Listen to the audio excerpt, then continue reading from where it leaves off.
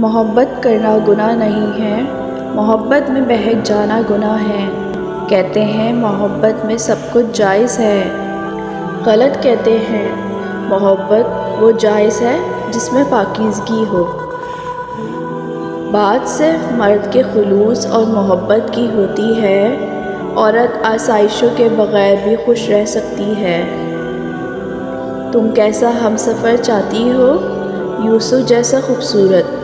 نہیں، اگر اس کے قریب کوئی غیر عورت آئے تو وہ کہے اللہ کی پناہ۔ دنیا کے سارے معجزے ایک طرف اور تم جو مل گئے تو وہ معجزہ ایک طرف۔ اس سے میرا اور مجھے بس اس کا رکھنا، خدایا اس کو ہی میرا محرم لکھنا۔ یا رب جس سے دل ملایا ہے اس سے نصیب بھی ملا دے۔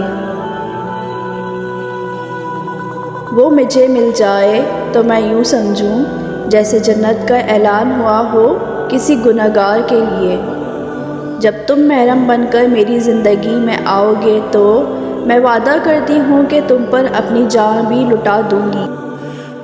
میں جب اس کو دیکھتی ہوں تو ایسا لگتا ہے جیسے اللہ نے میرے لیے دنیا کا سارا سکون اس ایک شخص کی ذات میں رکھ دیا ہے۔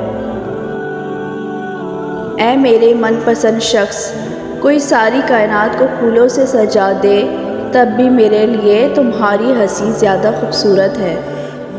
من پسند کی نگاہ محبت میں رہنا تخیل کا اعلیٰ ترین منصب ہے۔